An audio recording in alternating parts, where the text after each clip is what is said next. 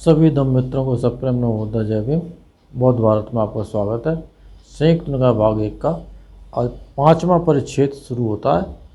इसमें संयुक्त से होगा शुरू लाभ सत्कार सूत्र।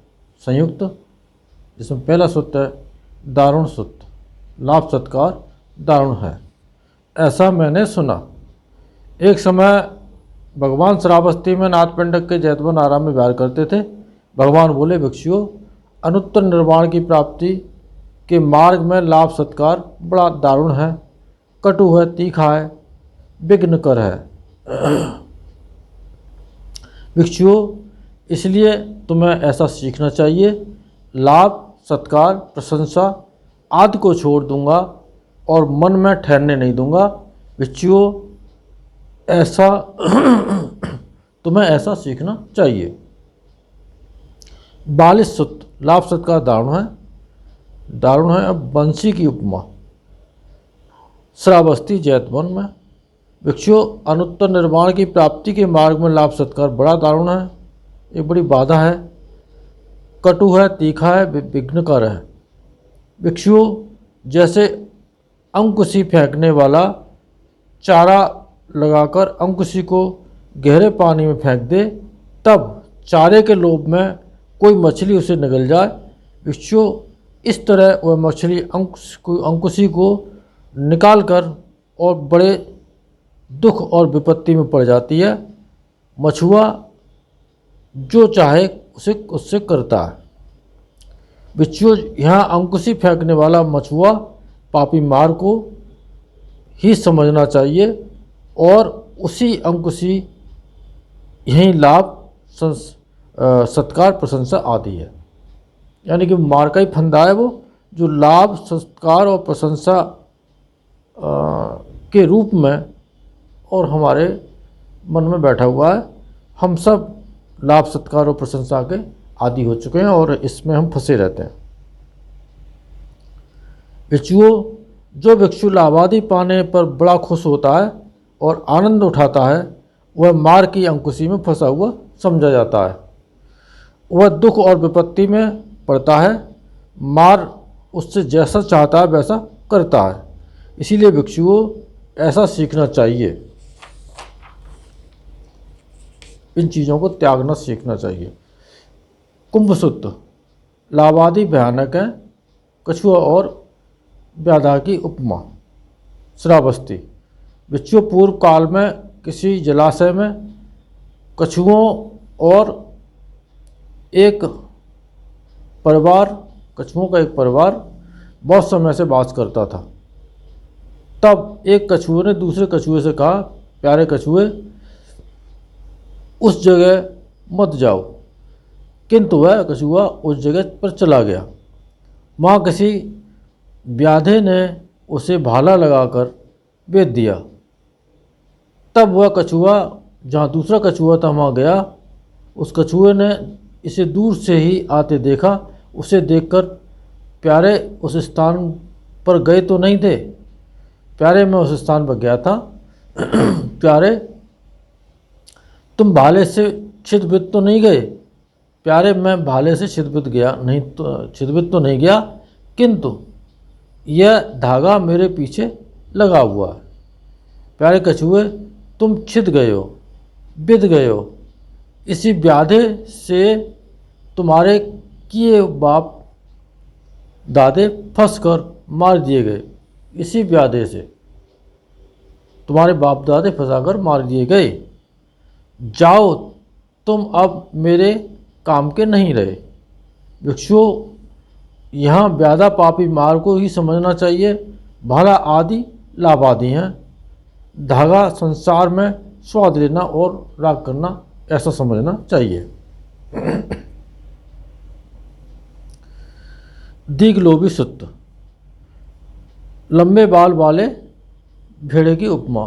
कई उपमाएं दे करके भगवान इन सब चीज़ों के जो दुष्परिणाम है वो समझा रहा है।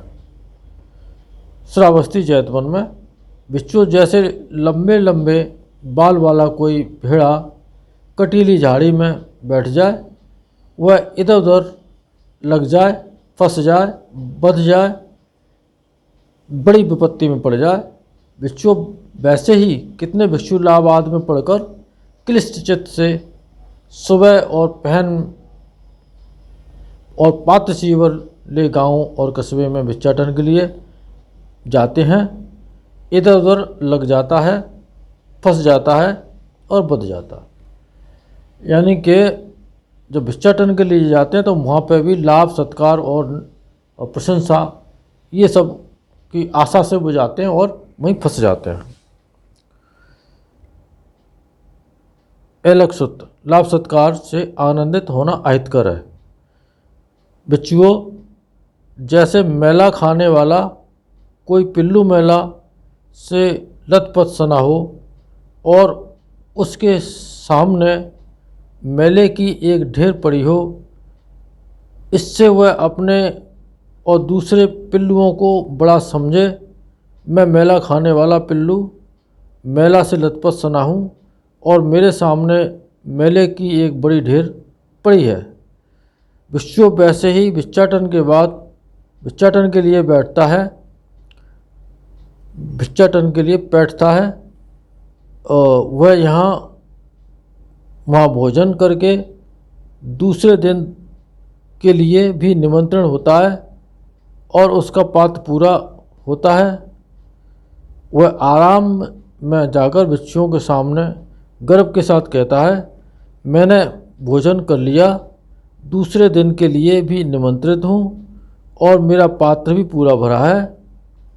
मैं चीवराद से लाभ करने वाला हूँ।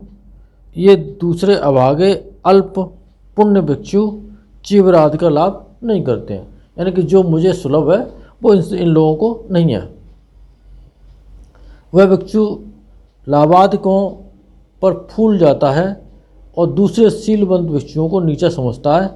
भिक्षुओं, उस मूर्ख भिक्षु का यह चिरकाल तक अहित और दुख के लिए होता है, ऐसा सीखना चाहिए।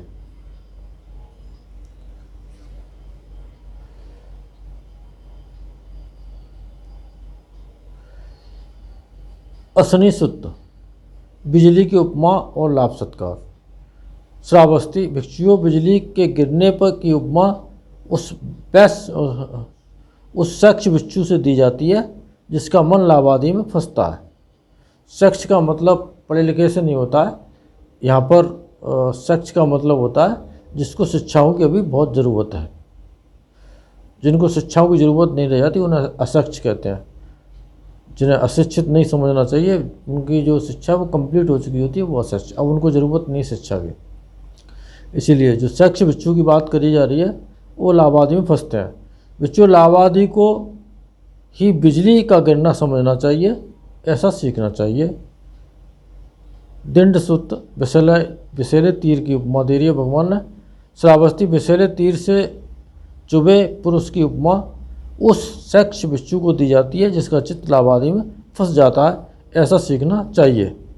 श्रृगाल सूत्र, रोगी श्रृगाल की उपमा दी है। श्रावस्ती, भिक्षु, रात के भिनसरे में तुमने श्रृगालों को रच करते सुना होगा। हाँ बनते। भिक्षु, श्रृगाल बूढ़ा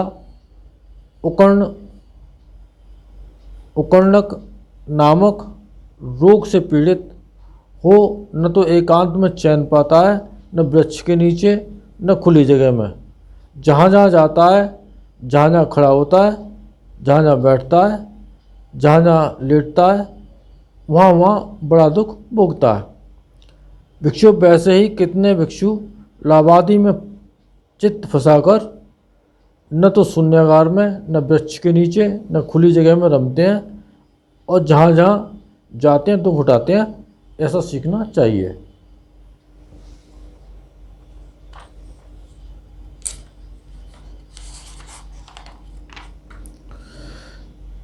बेरम सूत्र, इंद्रियों का संयम रखना बेरम वायु की भांति, बेरम वायु की उपमा। भिक्षुओं, ऊपर आकाश में बेरम नाम की एक हवा चलती है। इसके बीच में जो पक्षी पड़ता है वो फेंका जाता है। उस पक्षी के पैर पाँख, सिर से और शरीर सभी अलग अलग हो जाते हैं। भिक्षु जैसे ही भिक्षाटन के लिए बैठता है, वो कोई भिक्षु वैसे ही भिक्षाटन के लिए बैठता है, उसके शरीर, वाणी और मन आरक्षित रहते हैं। स्मृति और इंद्रियों का संयम नहीं रहता है। वह वहाँ किसी स्त्री को देखता है जो अपने अंगों को ठीक से न ढकी हो। उसे देख उसके मन में, उसके चित्त में राग चला आता है। चित्त में राग चले आने से वह शिक्षा को छोड़ ग्रस्त हो जाता है। तब दूसरे लोग उसे चीवर को, पात्र को, आसन को और सुईदानी को उठाकर ले जाते हैं, बेरम हवा में पड़े पक्षी की तरह। ऐसा सीखना चाहिए। आखिरी सूत्र है सगाता सूत्र। लाभ सत्कार दारुण है। श्रावस्ती, भिक्षुओं अनुत्तर निर्वाण की प्राप्ति के मार्ग में लाभ सत्कार बड़ा दारुण है, कटु और तीखा है, विघ्नकर है। भिक्षुओं, मैं देखता हूँ कि कितने लोग सत्कार में अपने चित्त को फंसा कर मरने के बाद नरक में उत्पन्न हो दुर्गति को प्राप्त होते हैं।